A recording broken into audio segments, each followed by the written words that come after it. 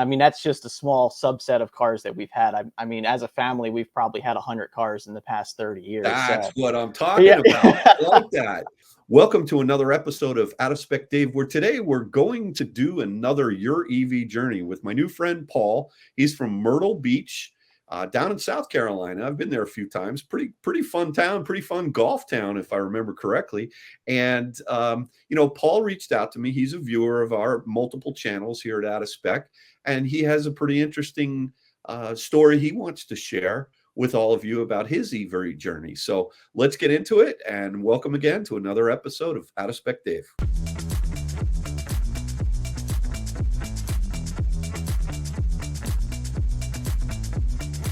So Paul, welcome to the channel, and thank you first of all for reaching out. You know, sometimes I lose track of time. I haven't done one of these Your EV journey videos in quite a while, so I appreciate you pointing that out and suggesting that maybe we chat. So welcome. Yeah, thank you, Dave. Appreciate that. Yeah, I came across a couple of your EV journey videos on your channel recently, and I said, you know what, I think I have a pretty cool story to share, and I figured I would, love to do that, and you have a great outlet for it, so I figured we'll give it a shot. Yeah, you know what's amazing is there's no right or wrong journey. Everybody has their own unique journey, and the feedback that I get from people is they enjoy hearing, what are we doing right in the Connor family, and it's incredibly important to hear what other people are doing as well.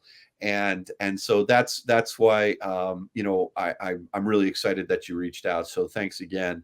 And so now you're living down in Myrtle Beach. And tell me about that. What do you do for a living? Are you always from there, or were you always from Myrtle Beach? No, originally from Jersey, so Jersey's I'm where I was sorry to born hear and that. raised. Connecticut guy. It's I okay. can dig. I'm kidding. I love New Jersey, especially the shore. I love the shore. Yeah, it's not so bad, but no, I moved to Myrtle Beach back in 2014 with my wife, so we love it down here. The weather's beautiful. We wouldn't go back, for anything. But yeah, I work in IT down here. I work for a nonprofit medical center, which is really nice. It's fulfilling, and just I love computers, technology. That was my thing growing up, and that's why I got into the IT as a career. But I had a huge passion for, cars my whole entire life. Right. So when you were a kid, what did your parents drive? Oh boy, yeah. So my dad growing up was a gearhead. In his 20s, he started a business. He started an auto parts business, and so naturally, my brother, who's about 5 years older than me, he grew up and just started taking the reins of, let's build toys, let's just do it. And, so my brother at a young age in his teenage years were, building, I think his first toy was like a 74 Corvette in the garage, Wow. So we were always into something, and then as I grew up, I started getting more involved in it. And then, my dad had a 31 Chevy sedan for a long time. Yep. Then he had a 57 Chevy that he had. Wow. And then my brother just took it and went, and that was his passion. And it still is a passion to this day, but he built a 31 Ford Coupe that he kind of modeled a little bit after the American Graffiti Coupe. I'm sure you know that movie. Yep. But like, yeah, this just never ended. Like that was just the way it was for many, many years. And, yeah. So, and I mean, that's just a small subset of cars that we've had. I mean, as a family, we've probably had 100 cars in the past 30 years. That's So, what I'm talking yeah. about. I like that. That's Yeah. amazing. So you weren't just a car guy, you were a car family. Oh, yeah, And absolutely. was mom supportive of this, or was she like, "What the heck are you guys doing?" Yeah, because she had to have a cool car too. Oh, We there had you to, go. I mean, Okay. our daily drivers weren't just regular cars either. I mean, we had to have Right. something ridiculous. So, All right. All right. So I found my guy here. This is good. I like this. I can relate to you very much so. What was your first car when you were, I don't know, were you in your teens and you got your first yeah. car? So 16, New Jersey, you get your permit at 16, Yeah. 17, you get your license. So at 16, we had plenty of customers for my father's business. So everybody had cars or something. So people were buying and trading cars and selling cars.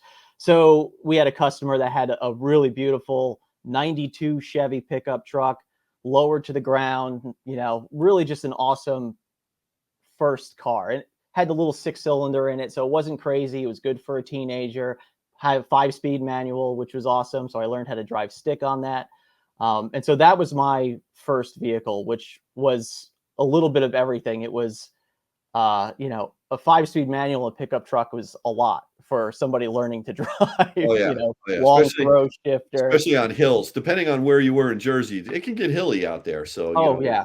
Yeah. North Jersey's plenty of hills. So oh yeah, yeah. I got to learn real quick how to drive a Yeah. stick. Or did you stay with that car for a while? So, you know, my brother and my dad were the primary like buy and sell flip cars kind of thing. That was their thing. You know, they did it easily with the business being so convenient. They knew the proper people for it. Right. I ended up getting a second car shortly after that pickup truck for the winter time because my truck was 2-wheel drive. And Yeah. so we ended up finding myself a 2001 ZR2 Blazer, which, you know, you have to have the ZR2 package. You got to have the lift kit and the big tires on it. So that was like my winter vehicle. My pickup truck became my. Not an S10. We're talking full size. No, this was the S10 Oh, it series, but was it an was the S10. yeah, it was the ZR2 though, Okay. which was Got pretty it. cool. So All right. so that was the second vehicle. Had that for a few years, but then but then the gas mileage was horrible at that point, and I'm a broke teenager pretty much, and so I was looking for something a little different. And then my third car that I bought was a 2006 Mazda Speed 6, which, if you're not familiar, was basically a Mazda 6, and they took it and put a turbocharger and made it all-wheel drive for 2 years. Okay. And that car was a rocket, and I loved that thing, and I had that thing for a long time. So Did that have a stick in it? 6-speed manual. Yep. Wow. See, Yeah. You got to give kudos to Mazda, right? For they're one of the few car companies that you know could buy a stick in, right? I mean, well, I Right. mean, I guess back then it was more common, but it seems like they stuck around a little bit longer with the stick. That's great. All right. Yep. So you're a three pedal kind of guy, Oh and yeah. now you've made the switch over to EV. Tell me how and when you started to get interested in electric vehicles. Yeah. So we moved to Myrtle Beach in 2014. You know, just trying to start over basically and just start from scratch. And so we still had our two cars from Jersey. My wife and I both had Mazda 6s. So I Okay. still had my Speed 6. She had a Mazda 6. And then in 2019, my friend who's talked about Tesla for a very long time. I hate Was those guys. They're always talking Tesla. right. I know, Oh, right? you know, They're it's like, yeah, yeah. Like, rubbing it in oh. your face. So he lived in Florida at the time, and he's like, "Hey, I'm gonna buy a Model 3," and I'm like, "All right, whatever." so so he picks up his car, and like within 2 weeks, he drove it from Florida all the way up to Myrtle Beach here. And you know, he pulls in, and I'm looking at the car. I'm like, "Yeah, it looks pretty nice." You know, now at the time, keep in mind that I'm driving my daily driver. I drive a Mazda CX-5 at this point, so Oh, I it's have great. my Great daily car. car, perfect practical car. You know, Really good vehicle. yeah. So I got that in my daily, and then I have a Corvette. So I have an '07 C6 Corvette that is Nice. our weekend car. We just, you know, love driving it. 6-speed manual, of course. You know, Nice. Yeah. like, so I'm driving, you know, the Corvette quite a bit, and my friend pulls up with this Model 3, and he's like, "You gotta take it for a ride." I'm like, "All right, sure, whatever. I'm not interested." So I take it in the car, go out of the block, go down the street, get off the pedal. The car starts slowing down. I'm like, Yeah. "Whoa, what's, you know, one pedal Yeah. driving? Okay, sure, that's new." So I start driving it, and he just had like a standard range plus. So it was rear wheel drive, nothing Yeah. special, just, you know, the pretty base car at the time. And then, you know, I get on the highway and I punch it, and I'm like, Yeah. not bad. Okay, this is interesting. So the whole time he was here, we were just driving his car around, and then we just started talking more about it. Yeah. And then, you know, he supercharged it at the local mall, which I was like, that's interesting. Like, you know, how long does it take? You know, we stopped at a level 2 at one point while he was here, and I was just like, okay, so I see the differences now. So I'm So starting to what's learn. interesting is you didn't really show an interest or have knowledge about EVs before your buddy drove up. So you were like, this was like a turn the light switch on situation with you rather than slowly learning, then so you were like, wow, an epiphany here, right? This Right. thing is surprisingly good. Yeah. Yeah. Blew me away. I mean, I didn't have an expectation like that when I drove it for the first time. Of course, you're a Corvette guy. Right. Right? I mean, come on. Yeah. So, I mean, So fast what forward. was it about the car that really got you? Was it just Well, you answer that. What was it that really kind of wowed you a little bit? Well, for a couple things, it was just the technology in it, right? Like being a technology guy, I grew up ripping apart computers. That was my thing. And so I'm seeing this car with a screen in the middle of the car, nothing else, pretty much. And then you get into it, and just no transmission. Like you're not going through gears. There's no lag. There's just this. You hit the pedal and you go. Like the instant torque, the performance was just like, this could be something. Like, this is interesting to me. Like, you Right. could see this like potentially evolving into something. And yeah, so like it was a computer on wheels, as a lot of people use that Yeah. as a reference for that. So it was just kind of like this instant love for something that was computers, but also the passion for cars came into the same Right. realm for once, So it was really cool to see. A perfect storm epiphany. That it's like it's amazing how sometimes people they get into a friend's car and they were like, well, everybody has that first sort of exposure to an electric vehicle. And a lot of people have they're watching a lot of YouTube videos now and they learn Mhm. about it before they go, so they get this high anticipation. But when you're not even looking for it or expecting it, and then all of a sudden you get in and you give it the beans, right? And it just jumps. And I mean, honestly, I have a Model 3 rear wheel drive now that the spec says um 5.8 seconds 0 to 60. I got to tell you something. It feels way faster than that Yeah. off the line.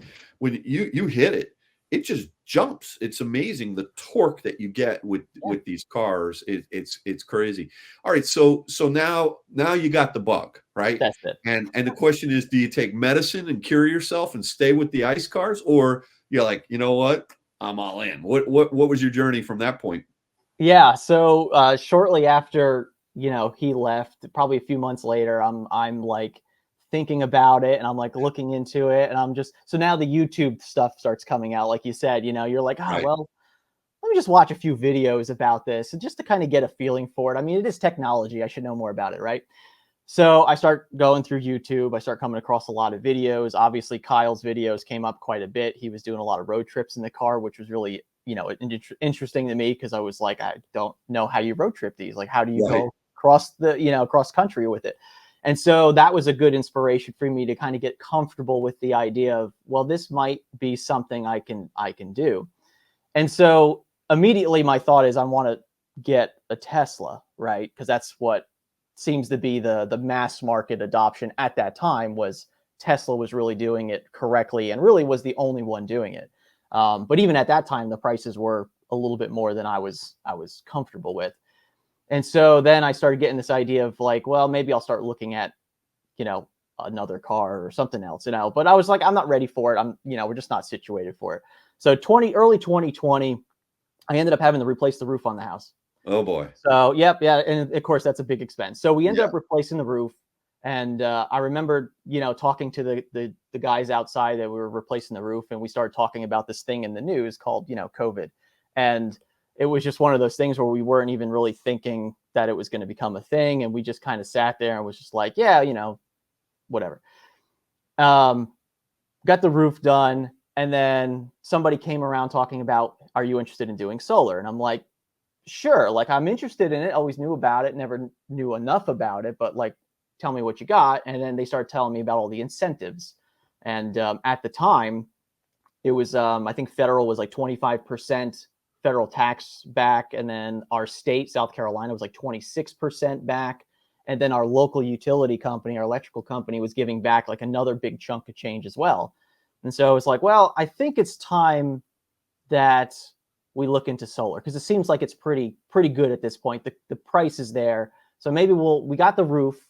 We should probably do solar immediately, because this way we're not worrying about, is our roof too old to put the solar on, 5 or 6 years from now. Especially where we live in a hurricane area, roofs can go pretty quickly depending Yeah. on the weather. So yeah, solar was kind of the next big project that we did. And shortly around that time, I started getting this ridiculous idea, because I was working full time where I'm working now at this medical center, and then I was working part time at a retail store. And when COVID started, I ended up getting furloughed from my part-time job at the retail store.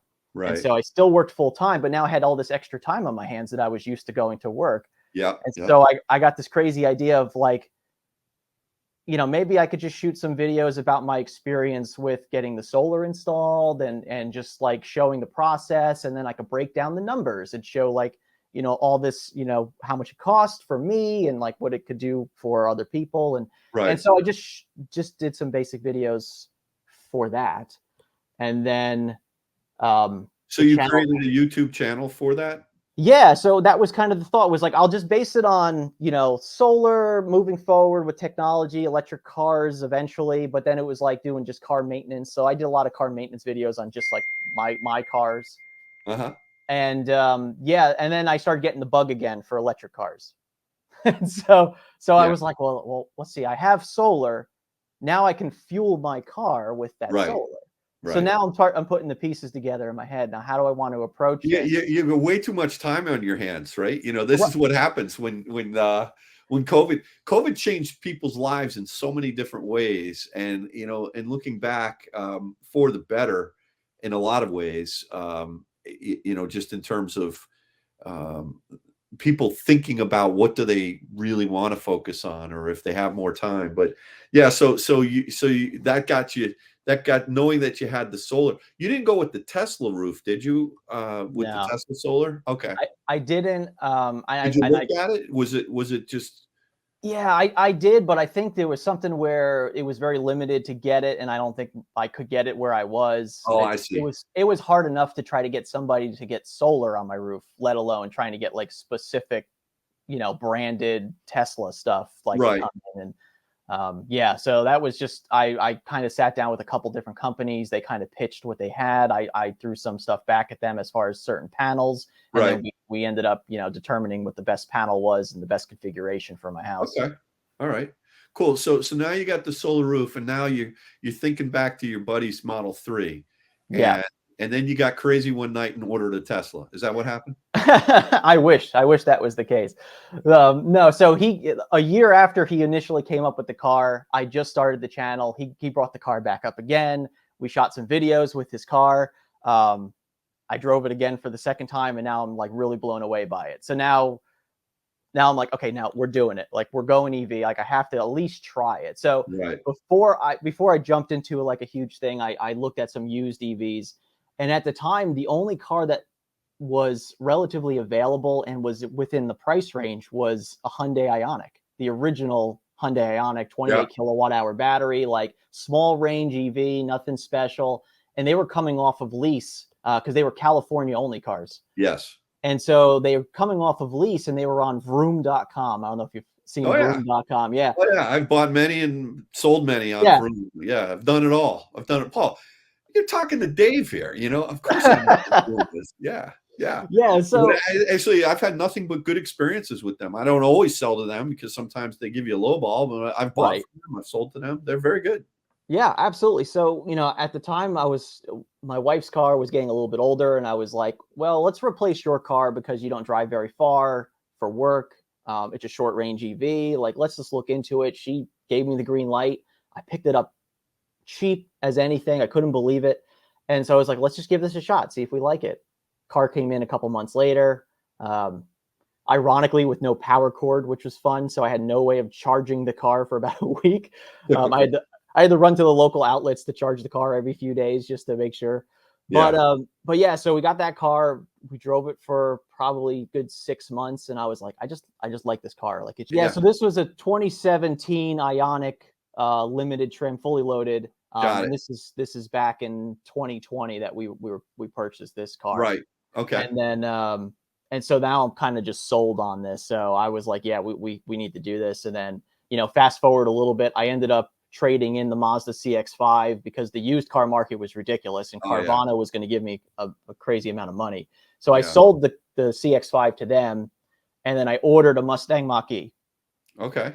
And so that was about a 6-month wait. So our daily driver for me was my Corvette at this point, and then my wife was driving the Ioniq every day. And then we had to drive up to New Jersey for a family event. And then I was kind of like getting this itch of like, we should drive the Ioniq. And I'm like, Yeah, I know it's got a short range, but let's give it a shot. Let's see how the infrastructure is between here and there. Let's see if we can even do it. And right. yeah, and then so far, and we did it, and it was a cool journey. You were able to do it. So did you end up powering the car from the solar in the house, and you had level 2 at the house then? Yeah, so we started with just the level 1 charger for a little bit, and then I ended up purchasing a level 2 charger at some point, and then yeah, we Right, just tried to charge the car as much as we could during the day to, absorb all the the sun rays that we could to charge the car, right. offset the cost of our, fuel as much as we possibly could. And so that was really cool, and that just kind of kept selling me on, let's just keep pushing forward more and more EVs. So the road trip from South Carolina to New Jersey, tell me a little bit about that. How did you plan that trip out? Was there any kind of en route planning within the Ioniq 5, or did you use something other than that? Yeah, so the Ioniq had very poor route planning. Like, it didn't have like where it stops for chargers. Like, if you Yeah. put in a By the way, destination, just it's still not great, I just so you know. know. I know Max over on our Out of Spec Guide channel just the other day put up a video, or he's going to, on the route planning within the Ioniq 5, which Yeah. I love those EGMP platform cars. They're Oh, great absolutely. cars. But so what did you use to figure out where to stop? Yeah, so it was a kind of a mixture. I used a better route planner for most of it, just to kind of get an idea of like, where that suggests stopping, and, how many stops it's going to be, and just kind of get like a rough estimate of what it was going to be. So I used a better route planner. And then probably about a couple hundred miles into our drive, I was just more comfortable just picking out the Electrify America stations myself, and then Yeah, just being like, we'll stop here, we'll stop here. And then so I would just put in the navigation the Electrify America address, and then we would just go to yeah, those parts. But right. yeah, but the Ioniq was magically efficient. Even 28 kilowatt hour battery, but we were easily doing over 100 miles on the highway with that car. Like, it was Yeah. pretty good. We The still had to Konas stop. are insane too. I Yeah. mean, the Neros and the Konas, they're, I mean, like, you know, not that you say the guessometer is accurate, but in the right warm weather, I mean, sometimes in my Ioniq or my Kona, you know what I called my Kona? Because my last name is Connor. It was the Dave Kona. Dave Kona. Nice. Dave Kona. And but that thing would sometimes show like over 310 miles of range, and if you Mhm. drove it pretty, carefully, it was seriously high 200s in that car. It Yeah. was magically. Was the Ioniq itself magically efficient as well? Yeah, it was crazy. I mean, on the highway, we were doing high 3 to low 4 miles per kilowatt hour. Yeah, And so, I based it off of the car having roughly a 100-mile range. So I would, like, every 1% of battery, that would be 1 mile in my head. yeah, That's how I kind of did it on yeah. drive. But like, the car even outdid that quite a bit. So like, I was You know really what? Somebody's impressed. gonna watch this video 10 years from now and gonna break down laughing when they Oh, I hear know. that. I mean, you can watch that now and say that's crazy.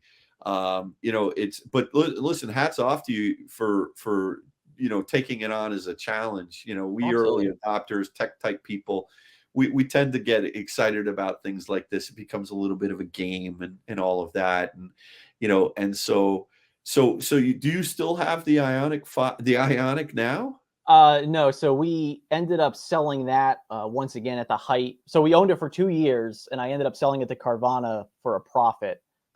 So, Ah, it's um, America. I love yeah, it. I love exactly. it. So during the height of all that going on with used car sales, I ended up selling that, and at that time we had the Mach-E, and so basically what we did is I traded that car in, and then I picked up the Model 3 Performance recently. So that was back in December that I picked up the Model 3 Performance. I had to get a Tesla because I just had to know the other side of the network infrastructure. I just Yeah, had to know what the difference was between, the Electrify America, etc., and Tesla supercharging. yeah. And And so and what's your unvarnished opinion? it's too easy. No, it's not. It's like it's downright boring how good it is. It almost is. We drove the Mach-E on many road trips, up the coast, down the coast, even west towards Tennessee. Like we took that on many trips, and like it seemed like no matter where you stopped, there was always some weird thing that happened with a station, Electrify America. Right. One was down, or one was derated, or something like that. Oh, yeah. We drove the Tesla out to Colorado and back in May, and I mean, it was just put it in the nav, do what the car tells you, and then it was right every single time. Yeah. And it was impressive to see that simplicity that they designed. It's in amazing, right? It's the foresight to be able to put the infrastructure in the ground, and then to be able to seamlessly, in such an intelligent way, deliver what we believe to be the three most important parts of road tripping, which is on-road navigation, right, battery preconditioning, and plug and charge, right? Yep. So if you have all three of those things, it's just easy. And what's great now with the Tesla, you could get a combo one adapter, and you could just force yourself to use the CCS if you get bored. You can make it into a game. As a matter of fact, I did that one trip coming back from Florida, and I said, you know what? I'm going to drive I forget what car it was. It was a Tesla. I think it was my Model S, 2021 Model S that I got. And at one point I just like somewhere, I think I was in Yulee, Florida, and I was really low, and I really couldn't charge on CCS. And so I ended up going over to the Tesla supercharger. But look, we're in an interesting spot right now with the navigation systems coming up to speed, advanced driver automation, all of these new sort of technologies coming together. But the most important thing is that if someone's going to stray past their local tether of, charging at home and going 100 miles and coming back or what have you, road tripping is really, it's a hot topic, which we talk a lot about. What advice do you have for people that are thinking about buying an EV today, now that you've been down this path and you've really become, all in on EVs? What are your thoughts for people that are thinking about buying one? It's just do your research. Don't assume anything, and understand the differences between like charging levels. I see a lot of misinformation about people who think you have to charge 8 hours every time you stop. I mean, I get that every time I tell people, oh yeah, we took the Tesla over to Colorado, and they're like, well, how long did it take you? And I was like, Right. I mean, we only stopped for 10, 15 minutes maybe, and then we got back in the car and went. Like that was That's it. right. Like, and they're like, oh really? And I'm like, yeah. They're like, I thought you had to charge for hours. Like maybe Yeah. at home, but that's not how road trips work. And so there's a Yeah. lot of people that don't understand, or a lot of misinformation out there. So just do your research, understand everything before you jump into it, because there'll be a lot of disappointment if you just jump into it without knowing enough. Ironically, I finally convinced my brother, after over 2 years. He just picked up a Chevy Bolt yesterday. Cool. So he just picked up a used Chevy Bolt. Yeah. Nothing, like a Premier too, like a top trim level, like really, really nice. So he finally jumped into it. So he's going to use that as his daily commuter. He's That's probably a not perfect daily. Yeah. Yeah. It's great daily. And I told him, like, you're probably not going to road trip this car. It doesn't charge great. I said, if you have to, it will work, but don't expect like magic every time you plug in. It's gonna be a while. But he's not planning on doing that. He's going to keep gas cars for a little while, but this is Yeah. going to No, be that's his. good. Yep. No, that's real good. Kathy and I, my wife Kathy and I, we've been recently we've been putting a whole series up on EV 101 on our YouTube channel, just to kind of speak to those that are maybe thinking about getting an EV. It's interesting. I want to ask you a little bit about your YouTube channel and what it's all about. But on our channel, we get a lot of people that already have EVs, and so the experienced users, and that's great. We love that. And but we're also looking to go after a different market, are those people that are just thinking about getting an EV. and have heard about it for whatever reason from a friend, or they're curious and they want to learn about it. The question is, where does someone go if they don't have that friend, like you had your buddy, and Right. everyone's on a little bit of a different EV journey. So that's one thing, that whether or not a lot of people, if 10 people watch one of those videos and it educates them, and then after watching it they go, there's no way I'm buying an EV, then we've done our job. But if Exactly. 10 people watch it and they say, hey, you know what, I think I've learned something and I want to try to jump in, then that's great too. So we're not really necessarily advocating EVs. I like them because they drive really well. I love Right. regen. It's addicting to me. But Yes. tell me, what is the name of your YouTube channel, and what you started it earlier?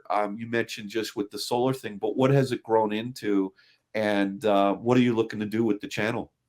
Yeah. So the name of the channel is Tech Motoring, which is just a way for me to kind of put together my love of technology and my love of cars, and that was kind of the part of the name. And so, like I said, in the beginning, it was very much just like solar, talking about just different types of solar, and what you could benefit from them. And then it was a lot of car maintenance, even on gas cars. Like my channel didn't start as EV central. It was just for people to learn more about car maintenance and stuff like that. Okay. Solar. Once I started getting into EVs more, I started actually doing a lot more EV centralized or focused content. Yeah. And so that's when just it started evolving into more EV centric. So now we're really into the whole like EV road tripping. We're talking a lot more about EV infrastructure. Like here in the Myrtle Beach area, our EV charging infrastructure is awful. We finally just got our first DC fast chargers in Myrtle Beach like this year. Wow. CCS. We've had a supercharger for quite a few years now. In fact, they just opened up another supercharger in North Myrtle Beach. So Tesla's been on the ball for a while, but our first CCS DC fast chargers have finally gotten the ground, and they're at a dealership. So they're at the new Hyundai dealership. We had some other DC fast chargers at a Kia dealership and a Nissan dealership, but they've like broken and nobody's ever touched them. Like that's just the way they were treated. So like Hyundai just put in some ChargePoint CPE 250s. So 62 kilowatt charging if you're lucky. 125 split, right? So, Yeah, that's yeah. 62 and a half. I So mean, arguably, unless you're your brother and you got a Bolt, right? 55 kilowatts max, 62 and a half, I would argue. Why?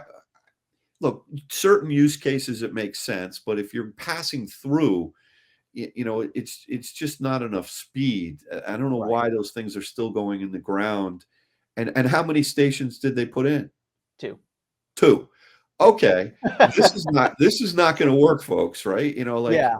I mean, we're talking Yes. about Myrtle Beach, which is a destination resort where people Absolutely. are gonna come, and I know there's a lot of hotels on the beach there and a lot of little motels and all that, but, as there's more and more electric vehicles that come onto the marketplace, you typically go to a hotel, says, "Oh, you can charge overnight at a hotel." Well, guess what? If you don't get there before the other 2 people get there, Right. now all of a sudden, who's going to go and unhook their car at 4 in the morning because it stops charging? Whoever gets there first gets it and owns it. And so I don't know. It's a frustrating thing that we have going on here. But so the name of your YouTube channel is Tech Motoring.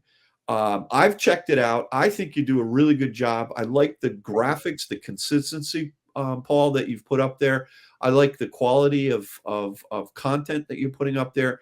I would check it out if I were you. To the viewers, give Paul a chance. Please subscribe to his channel. Help him out. He's got some really good viewpoints on not only EVs, which I know you're going more in that direction, but also look, he's a gearhead. He's a tech head. He can help you out with some things and some product advice and all of that. So listen, before we wrap up the video, any last thoughts from you, Paul? Dave, appreciate you getting me on here today. I really enjoy the out of spec channels, and so I'm definitely following those, and they were a big inspiration to me as well. But yeah, I love moving in this direction of EVs. Like I was telling you before we started recording, is that I have 3 on pre-order right now. So I'm just Wow. kind of, Yeah. All right. yeah. Wait. So what do you have on pre-order? And have So you lost your mind? What's going on there? I ordered a Cybertruck years ago. Okay. I don't know where I'm on that list, but it's probably way at the bottom. So I mean, we'll see what that happens. But I also pre-ordered a Silverado EV. So one of those I will take. I'm not going to get both of them, but I pre-ordered both just in case, one ends up changing my opinion over time. So we'll see what happens between the 2 pickup trucks. So I definitely like to have a pickup truck as well, just for doing household stuff. So Yeah. that'd be nice to have. And then I did pre-order the Aptera, which I'm on the fence about it, but I just pre-ordered it just because I was like, I'm curious enough because it's a solar powered Yeah. vehicle, EV. So I'm like, it's really interesting to me just from a Right. technology standpoint. Whether it actually happens or not, we don't know. But like, Where are they in the delivery of those things? I saw them last fall, or was it last fall, November, out in San Diego. Mhm. Very cool vehicles. But are they delivering them now, or is it still not? I should know There, this, but I don't. I've lost track. there's too much out in this world Yeah, to I mean, and understand it, everything. So, to but me, yeah, it's they're such a niche product. Like I It don't know. is. Yeah, I mean they're aiming for next year, sometime 2024. They seem to be pretty positive about where they're at right now and Right. the strides they're making, and so they seem to be on the cusp of possibly getting some vehicles out. I mean, if it was my opinion, I'd say probably late next year. Right. But they're saying, possibly middle of next year, but we don't know. And plus, All they're right. out in California. I'm on the East Coast. I'm probably way down on that list as well Yeah. before I can even All see right. So mine. let's pretend you get two emails at the same exact time. One's forget Aptera. You get, hey Paul, you can get this, you can get the Cybertruck, or hey Paul, your Silverado is ready. Which one are you getting and why? Price no object. Oh, money doesn't matter. You Yeah, can right. finance it. At these rates of 9% plus, who Oh, cares? I know, right? Money's cheap. Yeah, I mean, honestly, I think I would probably have to go Cybertruck. Okay. My wife doesn't really like it very much, but I personally, I like it. I don't know why. It's just I like something weird and different. I like people to ask questions. Right. Like I don't know. There's always something about like when somebody walks up to you while you're charging an EV and they're just like, "How does this work?" And like just Yeah. taking the time to like educate somebody on it is just kind of fun to me. So I always like people just like asking like, "What is that?" and "What are you doing?" Like Right. that's always something. So I would Well, lean yeah. towards the Cybertruck. That vehicle is. I remember when Elon and brought that thing out and they threw the ball at it and it broke the Broke the window window. Kyle was there. He was like in the fifth row, and I was watching the live stream, and I thought it was a paper mache joke, and then they were going to bring out the real Cybertruck. Right. And Right. I still, just for me, I know there's 2 million pre-orders, but like, I just don't get that vehicle. Now, having said that, if you do get one, I expect a call from you, Absolutely. right? And I'm driving down to Myrtle Beach, and I don't know. We probably at some point, Kyle's all hot for it. He wants to get one, and Right. Of course. it's just in his DNA. But I don't know. Maybe it's so out there that it's something you got to have. They still haven't really announced finalized pricing, have they? Yeah, I mean, considering they keep saying it's going to be released this year, they haven't really given any specs. I mean, they haven't even talked Yeah. about drivetrain specifications. Like there's, rumors that they're going to use a plaid drivetrain for the high end one. And, because I pre-ordered the single motor rear wheel drive. That was my pre-order. But then a year later, they're like, we're not doing that. And so I don't even know which one I'm going to be So getting. you'll get an invite to be able to firm up the order, and that's when you can probably specify what you want at that point in time. Yeah. Yeah. Yeah. Look, it's an interesting one. We'll see what happens with that. But listen, I'm serious. If you get a Cybertruck, I'm like I'm coming down there right away. You're first And on the list, Dave. we'll make some great content for sure. If you get one soon, your YouTube channel is going to blow up. That's for sure. Yeah, So, yeah. If I was but smarter, I would have pre-ordered it sooner. But hey, yeah.